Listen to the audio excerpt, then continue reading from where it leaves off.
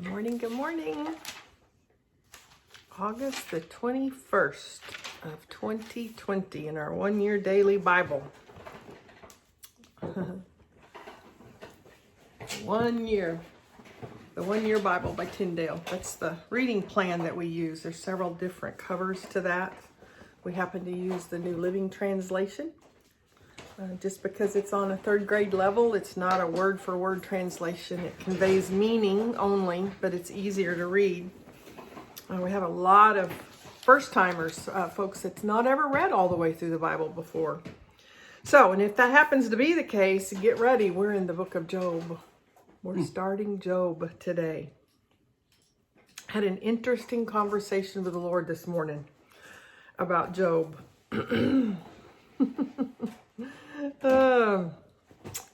Yeah. Job is not easy for me. After all these years, it's still not easy for me.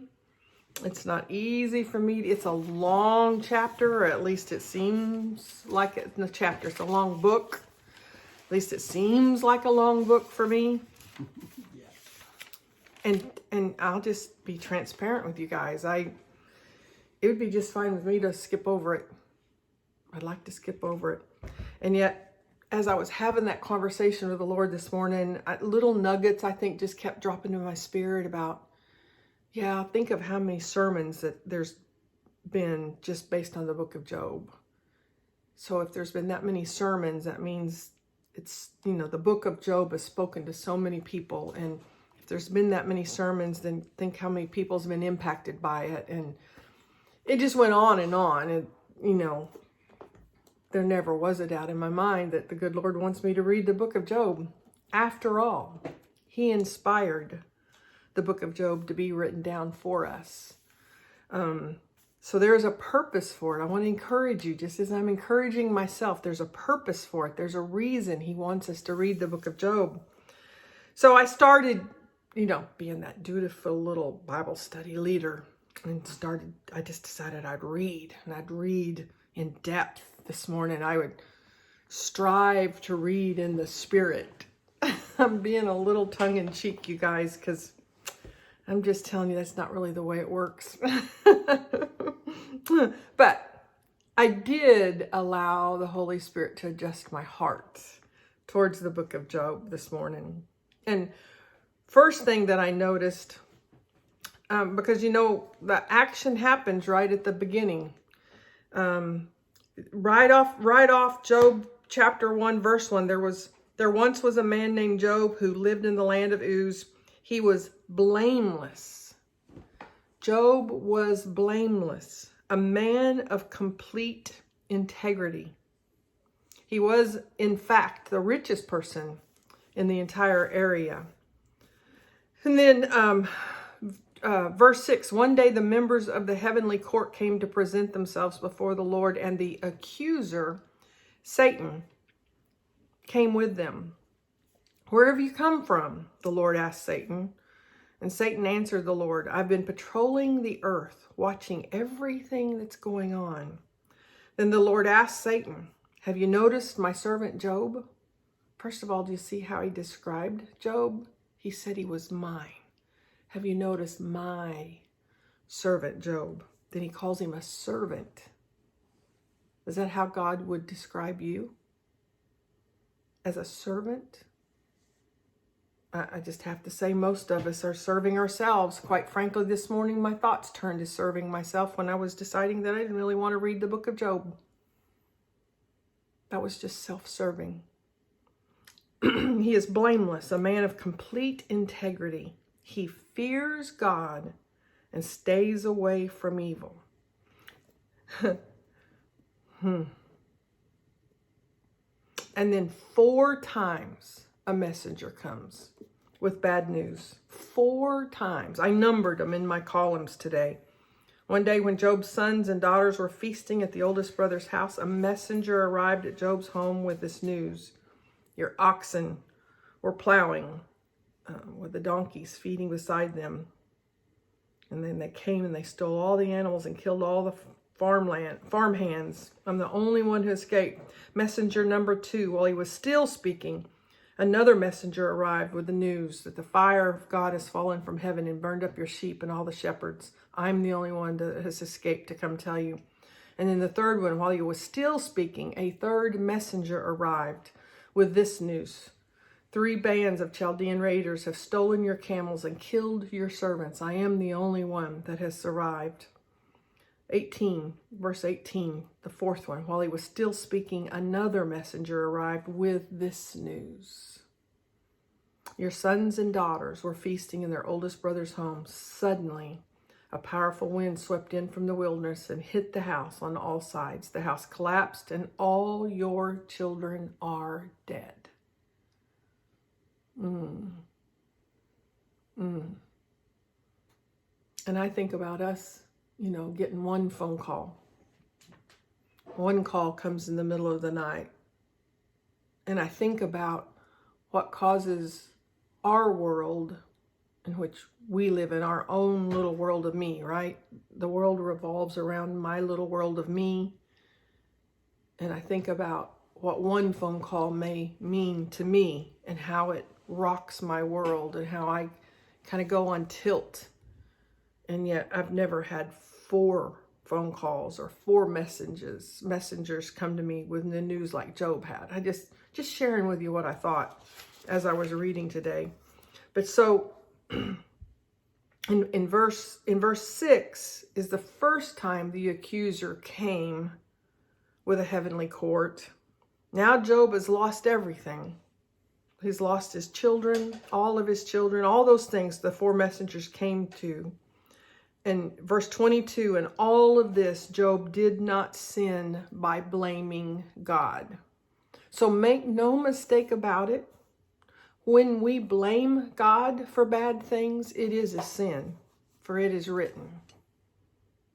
Now, he can handle it. God handles it. He did not sin by blaming God. And then chapter 2, verse 1. One day the members of the heavenly court came again to present themselves before the Lord, and the accuser, Satan, came with them.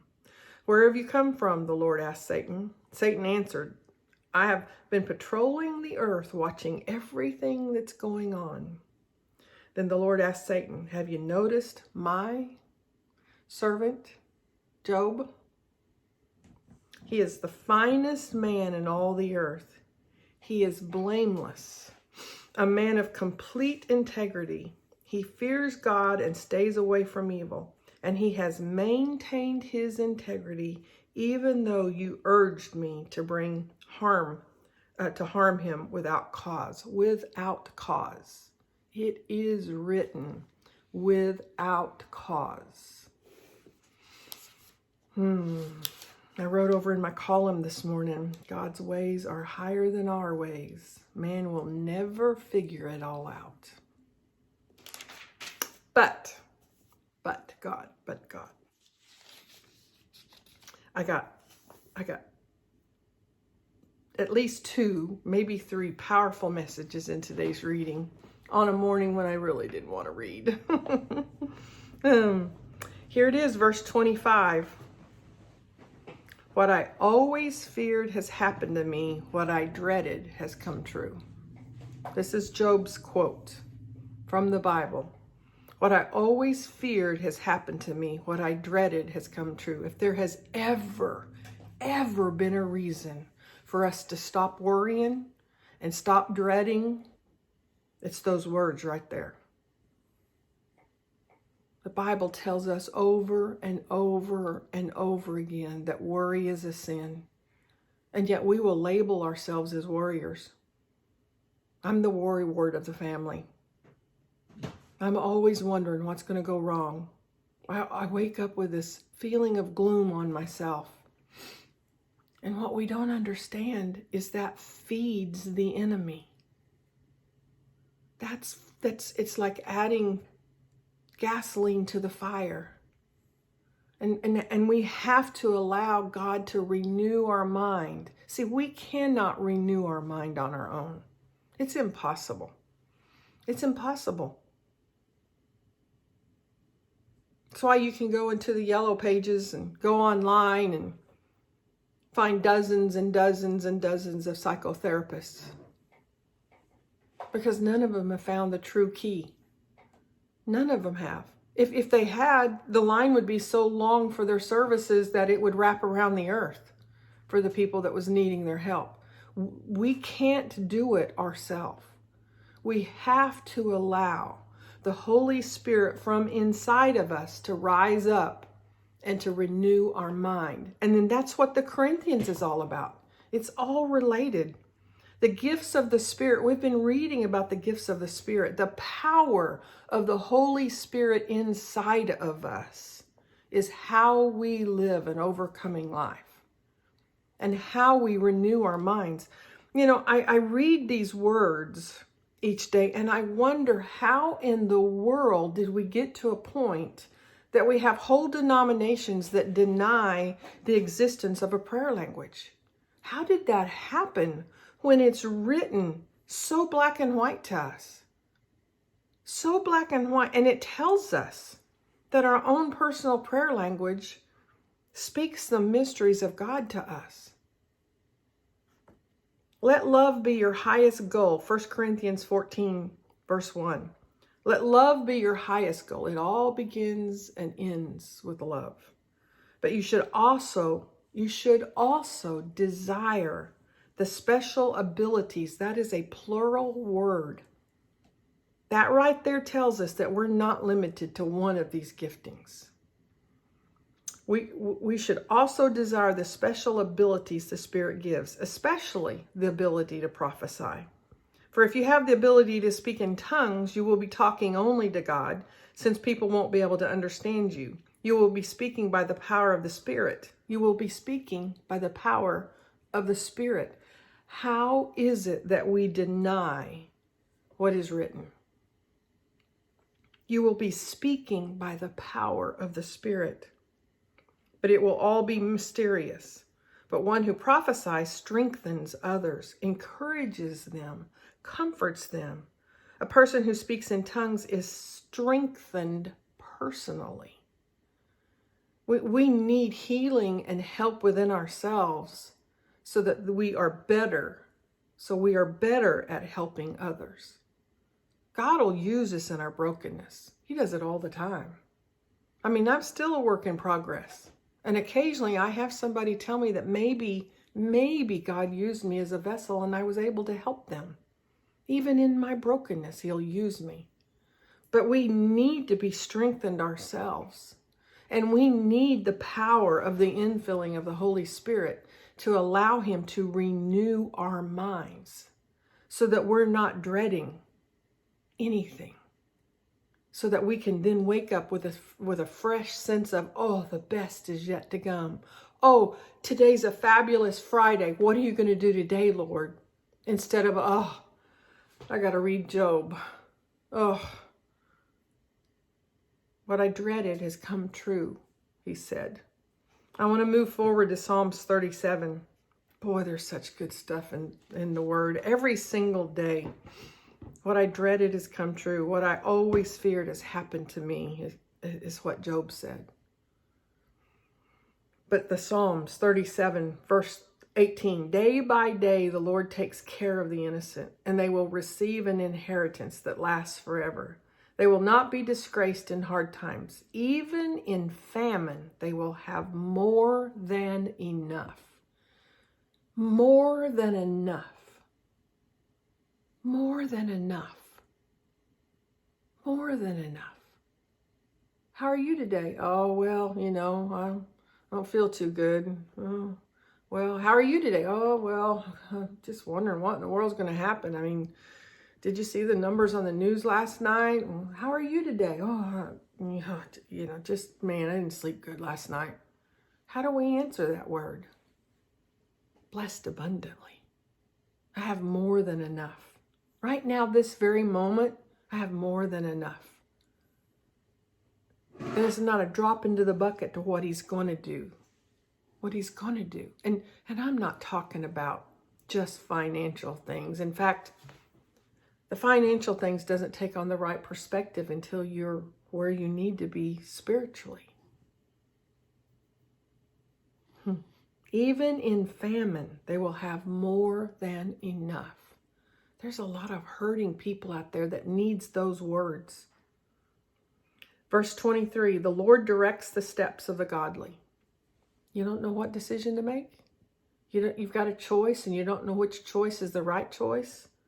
You trust these promises. The Lord directs the steps of the godly.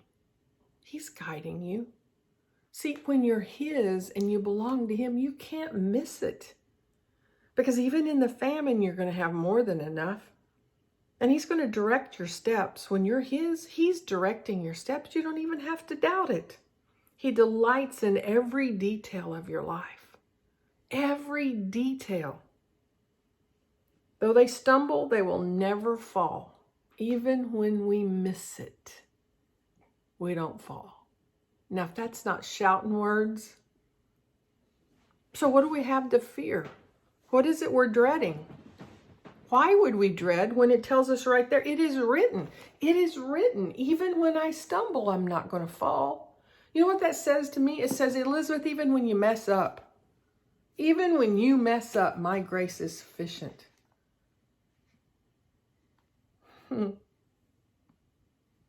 The Lord directs the steps of the godly. He delights in every detail of their lives.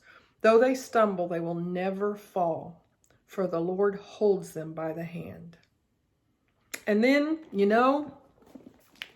true to His word, here we are, verse 25. Once I was young and now I'm old, yet I have never seen the godly abandoned, or the children begging for bread, or the godly never beg for bread.